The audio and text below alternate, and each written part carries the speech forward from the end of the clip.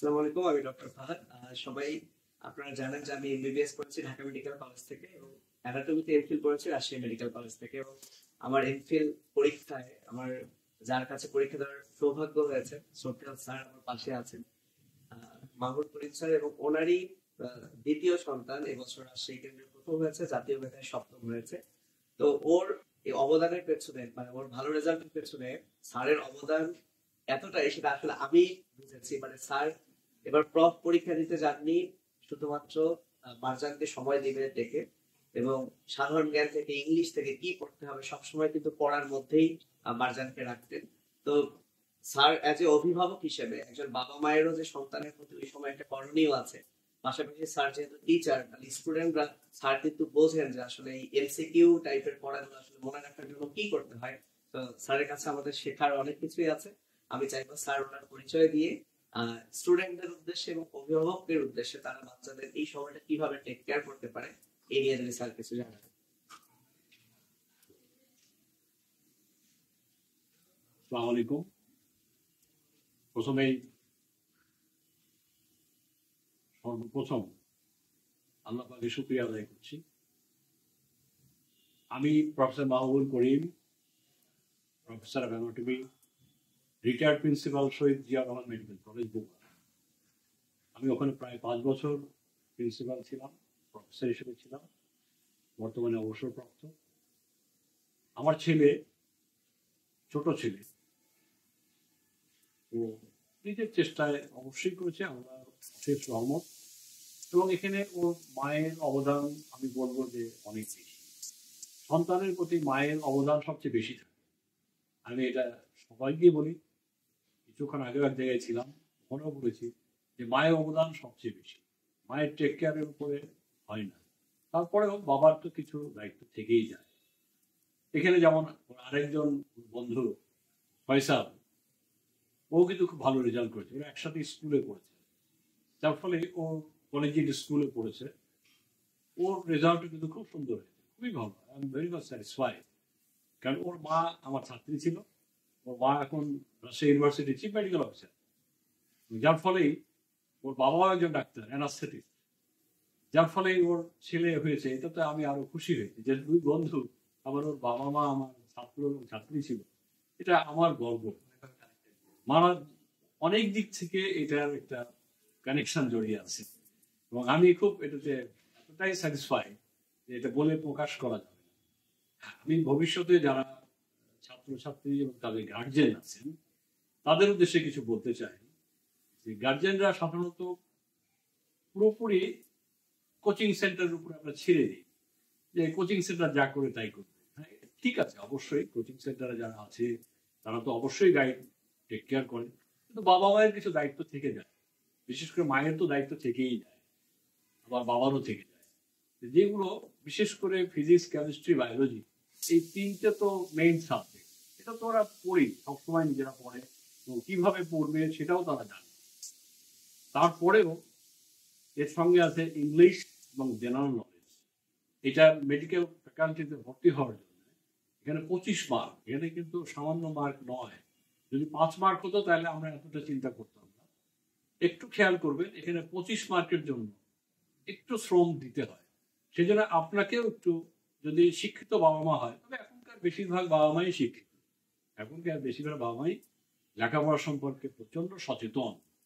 এই সচেতনতার জন্যই তাদেরকে আমি বলছি যে আপনারা একটু খেয়াল করবেন যে ওরা এই ফিজিক্স, কেমিস্ট্রি, বায়োলজি যে পড়তেছে, এর সঙ্গে ইংলিশটা এবং জেনারেল নলেজ, এই দুটো জিনিসকে কিভাবে অ্যাকোমোডেট করা যায়।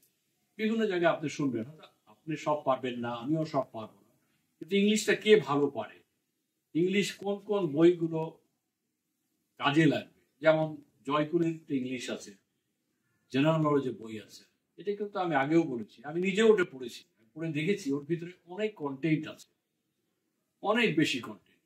জয়কলি এবং ইংলিশ এবং জিকে এর ভিতরে যতগুলো আছে, প্লাস তার বেসিক এসএসসি এবং এইচএসসি বেসিক ইংলিশ নলেজ আগের থেকে নিয়ে আসতে হয়।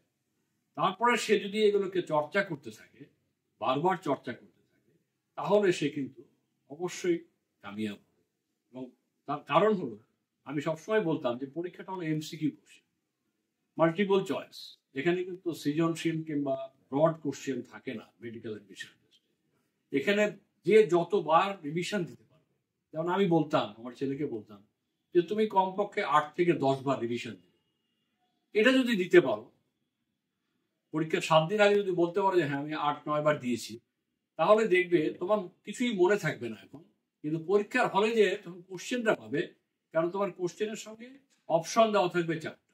এই 4টা অপশনে দেখবা তোমার চোখে ভেসে উঠছে, যে কোনটা কারেক্ট সেটাই তোমার চোখে ভেসে উঠবে।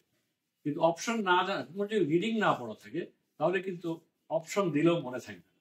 এই জন্য আমি বারবার বলি ফিজিক্স কেমিস্ট্রি তো একবারে লাইন বাই লাইন বইটা কিন্তু রাখতেই হবে, এর সঙ্গে বিভিন্ন যে গাইড বইগুলো আছে এইগুলো গাইডলাইন দেয়। এবং কোচিং সেন্টারে যারা পড়ায়, যেমন এখানে ফাহাদ বায়োলজি সেন্টার যেটা আছে, এ অবশ্যই এই ব্যাপারে খুব, বায়োলজির ব্যাপারে তো সে কোনো, আমি বলবো যে এই রাজশাহীতে যারা বায়োলজি কোচিং সেন্টার আছে, আমার মনে হয় ফাহাদের সাথে তুলনা করতে চাই না আপনি, আমার কাছে সবচেয়ে বেস্ট মনে হয়েছে। এটা আমার ব্যক্তিগত মতামত বললাম, তবে অন্যরা কি বলবে জানি না। যার ফলে বায়োলজির ব্যাপারে খুব একটা সমস্যা হয় না। আর কেমিস্ট্রি ছেলেরাও পড়ে, ওরা যেভাবে পড়ে এসছে। আবার ফিজিক্সে কিছু ম্যাথ থাকে, ম্যাথগুলো যেহেতু ক্যালকুলেটর নিতে দেয় না, সেই জন্য একটু সমস্যা হয়ে যায়। এই জন্য আমি বলতাম যে তোমার 100টা অ্যান্সার করতে হবে, নট নেসেসারি। 100টার মধ্যে 100টা অ্যান্সার দেওয়ার প্রয়োজন নাই।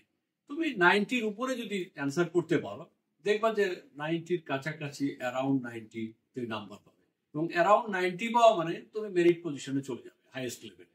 এটাই হলো। কিন্তু 100টা টার্গেট করলে তোমার অনেকখানি চলে আসবে নিচের দিকে, কারণ ওই ফিজিক্সের ম্যাথগুলো আমরা যদি মুখস্থ করে যে লিখে দিয়ে আসি সেটা তো আলাদা কথা, সবাই তো আর মুখস্থ করতে পারে না।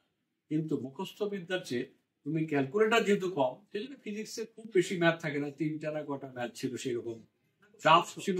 টাফ ছিল মনে হয় একটা ছিল টাফ, তাছাড়া আরগুলো খুব টাফ ছিল না। একটা ম্যাথ ছিল টাফ, যেটা আমার কাছে মনে হয়েছে।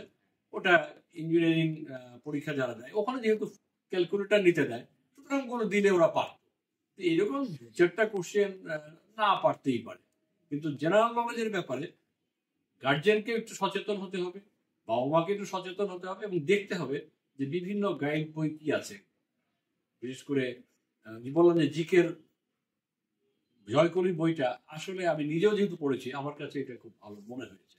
ইংলিশটাও প্রতিটা সেক্টর, যে সেক্টর থেকে কোশ্চেন হয়ে থাকে সবগুলোই কিন্তু ওখান থেকে দিয়ে থাকে, এবং হুবহু না দিলেও তারা যদি এই রুলগুলো জেনে থাকে, আমার মনে হয় সে আশা করি পারবে। যেমন এবার যে একটা কোশ্চেন ছিল সেটাতে একটু এদিক ওদিক, আমি হলে আমি ওই অ্যান্সারই হয়তো দিতাম, আমরা যে ইংলিশ শিখেছি, কিন্তু ওটার মধ্যে নাকি কিছুটা ব্যতিক্রম আছে, যার ফলে ক্যান দিয়ে শুরু করে ক্যান দিয়ে আবার শেষ করতে হবে। এটা পরে আমি ইংলিশের টিচারের সাথেও আলাপ করেছি, উনি বলেছে যে না, ক্যান দিয়ে শুরু করলে এটাতে ক্যান লাগবে, এটা সক্ষমতা যদি কম্পেয়ার করা হয় তখন এই ক্ষেত্রে নাকি ওটা লাগে। এটা আমি ওকে পরে বললাম, এটা মনে করো যে এটা ভুল হয়ে গেছে, হতেই পারে, আমি হলে আমিও এটাই দিতাম। সেই জন্য এটা নিয়ে অ্যানালাইসিস করার প্রয়োজন নেই। এরকম 2-4টা-5টা ভুল হবে, 90-র উপরে যখন অ্যান্সার দিয়ে দেয় তখন 3-4টা ভুল হলে অ্যারাউন্ড 90 কিন্তু মার্ক উঠে আসে। এই জন্য গার্জিয়ানদেরকে আমি বলবো যে ভবিষ্যতে আপনাদের ছেলে মেয়েরা যারা পড়বে, পরীক্ষা দিবে, বিশেষ করে মেডিকেল সায়েন্সে, তাদের ক্ষেত্রে আমি বলবো যে আপনারা একটু খেয়াল রাখবেন। কোচিং সেন্টার এরা তো সবসময়ই গাইড দেয়, বায়োলজিও তো খুব বেশি গাইড দেয়, অন্যগুলো সে পরবর্তীতে মডেল টেস্টগুলো যেটা নেয় সেগুলো যে খুব খারাপ ভাবে দেয় সেটা আমি দেখেছি। বেটার বলি সে অনেক কালেকশন করেছে, এই কালেকশনের ভিত্তিতে সে এগুলো দেয়। কালেকশন পাওয়ার কেন, কোশ্চেন কালেকশন, কোশ্চেন ব্যাংক, এটাও কিন্তু অনেক বিশাল ব্যাপার। আমার নিজের থেকে আমি বলতে পারি যে আমি সাধারণত অ্যানাটমি পড়াই মেডিকেল সায়েন্সে ফার্স্ট ইয়ারে। অ্যানাটমির আমার জানা মতে আমার মনে হয় আমার কাছে 1989 থেকে 2024 এই পর্যন্ত সমস্ত কোশ্চেন ইউনিভার্সিটি ফাইনালে প্রত্যেকটা কোশ্চেন আমার কাছে আছে, এখন পর্যন্ত প্রিজার্ভ করা আছে। যার ফলে ওই কোশ্চেন থেকে যদি সলভ করে তার কোনো কোশ্চেনই আনকমন হবে না। বাংলাদেশের যে কোনো মেডিকেল কলেজের যে কোনো ইউনিভার্সিটির অ্যানাটমি পরীক্ষায় একটা কোশ্চেনও আনকমন আসবে না, যতই বানায় দিক সে লিখতে পারে। কারণ এতগুলো কোশ্চেন যদি কেউ সলভ করে, তার মনে হয় আর অ্যানাটমির কিছুই তার থাকবে না। সেরকম যত বেশি কোশ্চেন সলভ করবে, যেহেতু এখানে সৃজনশীল না, এমসিকিউ কোশ্চেন যত বেশি সে নিজে প্র্যাকটিস করবে তত তার মনে থাকবে। যদি 8 থেকে 10 বার যদি সে রিভিশন দিতে পারে আর কোচিং এর পরীক্ষাগুলো যদি প্রত্যেকটা দিতে পারে, এই যে কয়েকটা কোচিং সেন্টার আছে তার মধ্যে ফাহাদের বায়োলজিতে মোর দেন এনাফ, বায়োলজি না পড়েই পরীক্ষা দিতে পারে। আর কেমিস্ট্রি, ফিজিক্স এটাও ও যেটুকু দেয় করছে, আরেকটু অন্যান্য জায়গায় যারা পড়ায় তাদের কাছে একটু দেখতে পারে। আবার জয়কলির ওদের বায়োলজি এবং কেমিস্ট্রির কিছু গাইড বই আছে, ওটাও আমি দেখলাম যে ওটাও খারাপ না, আমি দেখেছি। যেহেতু ও পড়ছিল আমি মাঝে মাঝে একটু সময় দিয়েছি যে ও কি পড়ছে। আর যেহেতু বায়োলজিটা আমার রিলেটেড, আর এখন তো বায়োলজিতে প্রাণীবিদ্যায় তো ম্যাক্সিমাম হিউম্যান বিং, যার ফলে আমি দেখেছি যে কিছুটা গরমিল তো থাকবেই, কারণ এইচএসসি লেভেল আর মেডিকেল লেভেল একটু পার্থক্য থাকে। তা আমি ওকে বলেছি তুমি তোমাদের এইচএসসি লেভেলের বইতে যা আছে সেইটাই লেখার চেষ্টা করবে, সেটাই অপশনে দিবে, মানে গোল পূরণটা করবে। নইলে কিন্তু তোমরা যদি মেডিকেল সায়েন্সেরটা লেখো তাহলে কিন্তু হবে না, কারণ তোমাদের কোশ্চেন করা হয় এইচএসসি লেভেল। সেই চিন্তা করেই আমরা ওদেরকে এইভাবে সাজেশন দিয়ে থাকি। আপনারাও খেয়াল করবেন এবং বাচ্চাদেরকেও বলছি তোমরা এইগুলো ব্যাপারে খুব সচেতন থাকবে। এবং এই কয়েকটা কোচিং সেন্টার মধ্যে ভারত বায়োলজি আমার কাছে বেটার মনে হয়েছে অনেকের চেয়ে, এবং এখানে পরীক্ষাটাও খুব স্ট্রং লেভেলে হয় এবং সে ফাইনাল যে পরীক্ষাটা নেয় এটাতে আমি খুবই স্যাটিসফাইড। ওর যে পরীক্ষা নেওয়ার স্টাইলটা, যে একদম একেবারে মক টেস্ট যেটা বলে, সেটা একেবারেই মনে হচ্ছিল যেন আমার ছেলেরা, আমি নিজে ইন্সপেক্ট করতে গেছিলাম, ইন্সপেকশনে গেছিলাম, দেখি যে মহিলা কলেজে সেন্টার নিয়েছে, মহিলা কলেজ বিভিন্ন বাইরে সেন্টার হয়, আমি নিজে দেখতে গেছি, ওখানে ছেলেপেলে ভুল করছে, এটা করছে এটা করছে, তখন আমি নিজে দেখেছি যে না, ওই পরীক্ষা দিলে একটা পরীক্ষার এনভায়রনমেন্ট, পরিবেশ তৈরি হয় এবং ফ্লেভার পায় যে কিভাবে এই মক টেস্টটা দিয়ে সে বুঝতে পারে যে আমাকে এইভাবে পরীক্ষা দিতে হবে, ফলে এইভাবে এটা হয়। এটা আমার কাছে অন্যদের চেয়ে এটা বেটার মনে হয়েছে। অন্যরা নিয়েছে নিজেদের কাছেই নিজেরা, আবার কেউ স্কুলে নিয়েছে, আমার কাছে এটা ওই রকম মনে হয়নি। কিন্তু এটা একদম একটা কলেজে নিয়েছে, তো যে সমস্ত জায়গায় সেন্টার হয় সেই সমস্ত জায়গায় নিয়েছে, যার ফলে আমার এটাও খুব ভালো লেগেছে।